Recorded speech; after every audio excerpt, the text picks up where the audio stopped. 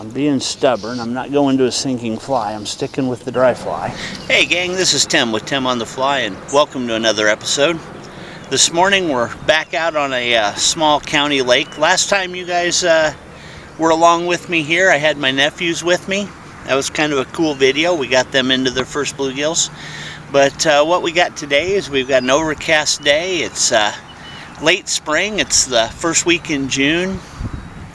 Hopefully we should have bluegills still on the beds, but it's late enough that some of them should be moving off. So we're going to start out the morning kind of staying off the beds, because I'm not real terribly crazy about fishing beds, especially on lakes that get a little more pressure like this. So if we can find some nice sized bluegills off the beds, that's going to be even better. And we're going to try to make it a dry fly day. We're going to put a Beetle on to start out with and see if we can't get something going on top. A little breezy today, but that's going to work out. Between that and the clouds, this is fairly clear water, so those two factors should make the fish a little more confident about coming up. If it were a sunny day this late in the morning, they'd probably already be moving out towards deeper water or tucking a little further in under the cover. So hopefully they'll be out. Hopefully they'll be looking up, and hopefully they'll have a taste for beetles. Let's go see what happens. Okay, so what we got here is we got a little area here, stretch of bank that goes off the horizon. Right around that corner is one of the first major bedding areas. And so what I'm going to do is I'm going to start in here. You can see the bottom structure's kind of rocky. There's a little bit of moss edge out there. And then right out past that moss edge, it goes off into a little deeper water. So what we're going to do is we're just going to start working our way down this bank, down towards those bedding areas, and see if we can't get some nice sized bluegills that are off the beds. If we don't, then we'll head over to the bedding areas. We'll fish the edges around those beds and see what we can't pick up there. Okay, we got one on here. Not a real big guy, but not bad either. He was just right up on those rocks. Looks like we might have a, oh yeah, we got us a greenie here. Nice size green though. Anything you got to get your thumb into his mouth, it's a good fish. He's got that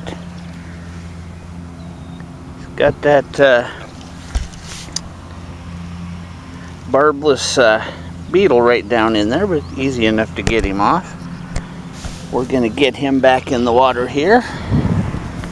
Get down a little closer to the water. Get him back out in the water and gone. And so it looks like maybe not bluegills, but working our way just down this rock edge. And he was right up in the shallower water. So maybe just working our way up this rock edge is going to be the way to go. Got another little hit there. And since we are so shallow, I'm making pretty long casts because these are going to be pretty spooky fish. There's lots of herons and everything else working the banks in a place like this. So we're just going to keep working up the inside of that moss edge. And if nothing else happens, oh, there we go. There, we got somebody took him. He's fighting a little harder. He might be a little bigger fish. We'll get over here where we can get closer to the water. Oh, I might have a bass. Might have ourselves a bass. Yep, we sure do. Not a bad little bass either. Come up and took that.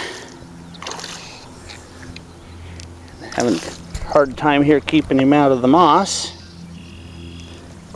Also having a hard time keeping the camera steady, so I apologize for that. But there we go. Get you like this, get you. And so yeah, pretty decent sized bass.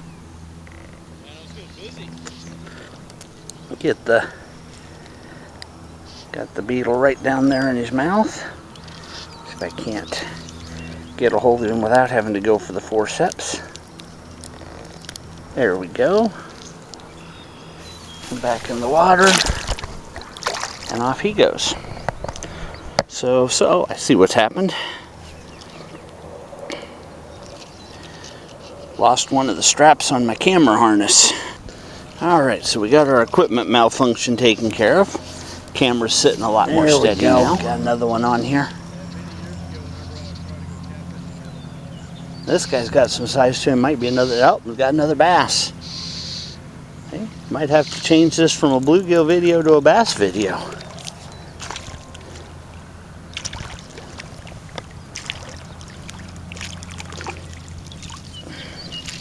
Might have to change this from a bluegill video to a bass on small beetles video, because they're not taking big flies, but they are pretty decent fish.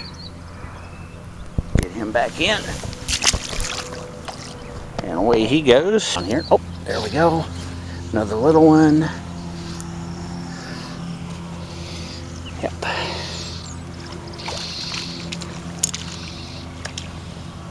Oh, there we go. We finally got ourselves a bluegill.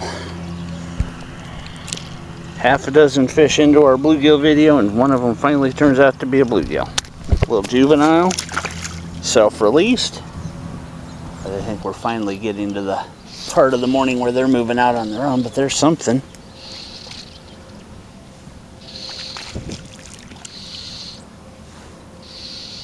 There's another bluegill. No, red ear. We got ourselves a red ear, and he's got the fly way down there, but it's barbless, so it came out easy, you know. Not real colored up, but you can just barely see that. It actually looks more like a hybrid, maybe a bluegill red ear hybrid. But either way, let's get him back in the water and let him swim away. Okay, now we got a bluegill with a little size to him. Pretty nice little dude there. Get him unhooked before he flops out of my hand, because right now he's got one barb sticking in my finger. There we go. We've moved over to the bedding area. And the main bedding area is going to be in that circle right there, just right kind of out in front of us, about maybe 15-20 feet in front of the last of that grass. And what I'm hoping to do is just be able to work the edge of it so that I'm not taking fish actually off the beds.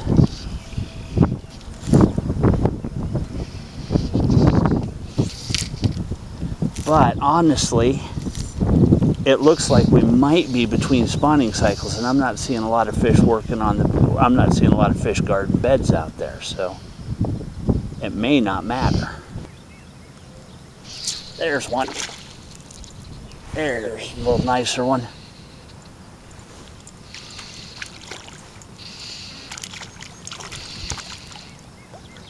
Yep.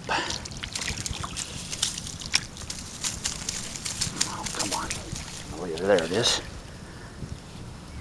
Nice little guy, male, nicely colored up.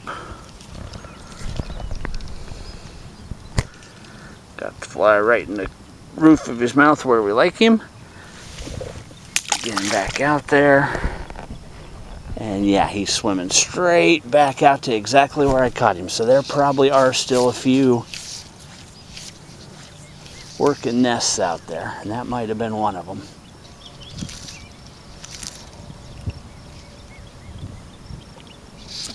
There we go. So what we got here? Oh, littler bluegill. No, a little red ear. And there you can see the red on the gill flap pretty clearly. And you can tell it's one of them usually by the fact that they hit 3 times as hard as anything else their size.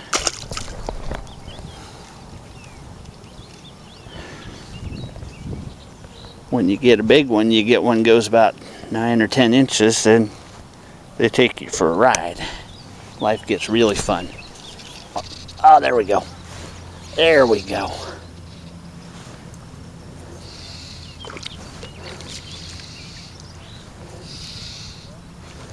There we go. There's a bluegill. Nice little one.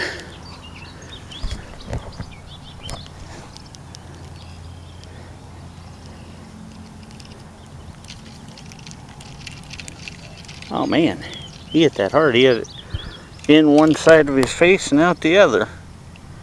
There we go. Back in you go. All right. Yeah, I think it's time to hit someplace else. Oh, nope. Something about saying that. Just about the time you give up, you know. There we go again. Nice little bluegill. Oh, this time we got one that looks like he survived a heron attack. He's survived a lot. He's missing an eye on this side. And he's got a big old scar patch. He's missing his eye. Got a big old scar patch from a heron attack. We're going to turn him loose very gently. Of course. And I think with that, we are going to move up. And that kind of underscores real nicely right there why I was, earlier in the day, why I was casting so far up those shallower banks, is because those guys are used to looking for herons and stuff in those shallows like that. And if you get too close, you're not nearly as stealthy and you've got a lot bigger profile than a heron. Those fish are going to see you and they're going to get either real wary or they're going to get gone, one of the two. But speaking of get gone, let's go see if we can find us another spot. That's more what I'm after today. No, stay out of the weeds. Stay out of the weeds.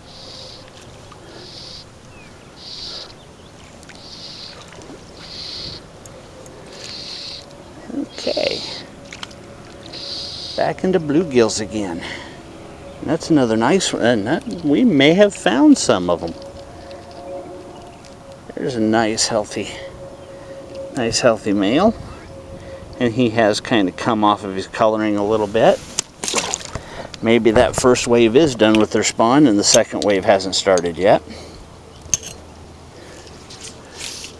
They'll come in and out of the beds and in and out of the shallow water feeding areas in waves all through the summer. Unless it gets just really, really hot so that the water's too warm, shallow for them to handle. There we go, there's at least one.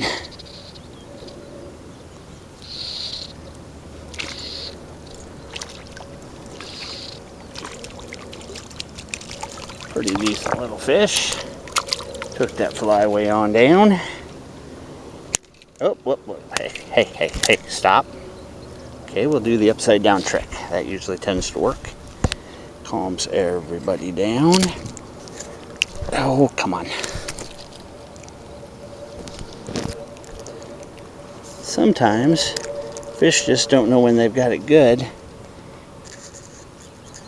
And these little bit bigger guys, I just don't have quite enough hand to get a good hold of them.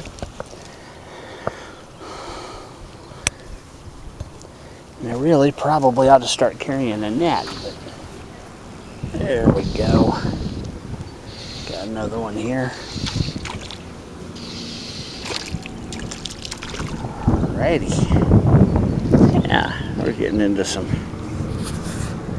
little bit bigger fish here. Come on, come on. There we go. Nice and pretty. Still got that nice blue on the gill.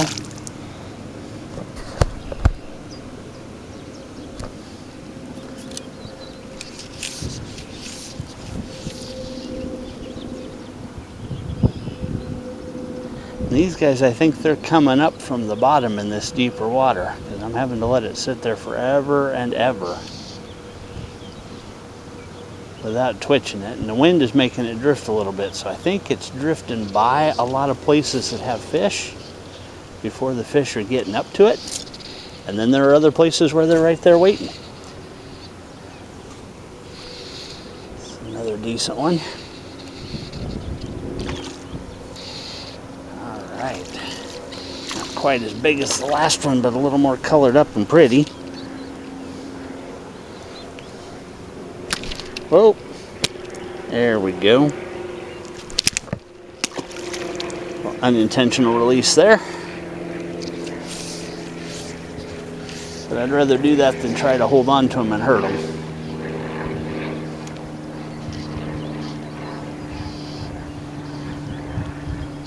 There we go. That guy barely saw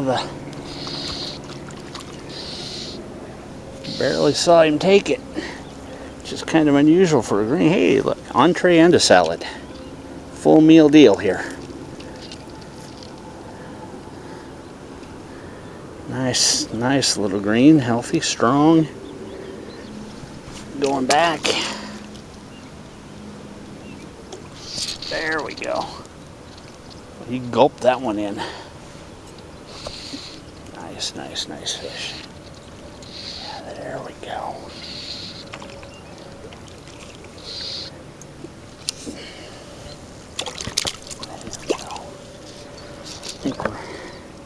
I think these fish have just left the bed. Another remote release. I think these fish have just left the beds because they are right in the same areas as the bedding areas, but they're not on the beds still.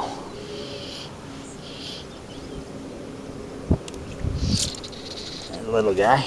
No, maybe not. He's still pulling good.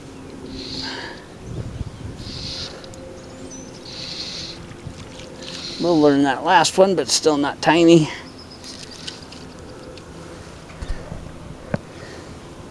These would be the fish I would be taking home if I were eating fish. The really big ones I'd be throwing back, especially if I was fishing near the beds, on the off chance that they might still be doing their thing. There we go.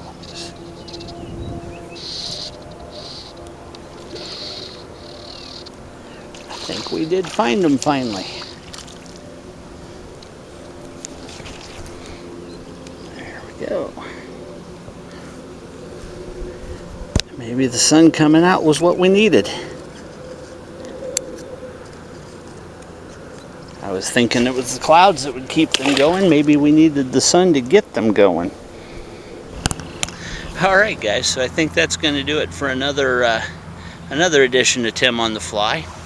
As usual, things didn't quite go completely to plan. I was really kind of hoping for bluegill palooza. I was hoping that pre-spawn surface bite would be on and it'd just be one fish after another on that beetle, but we got quite a few fish to come and eat. We got a couple of bass, we got a red ear, a bunch of good chunky greens, so I don't think we did too bad.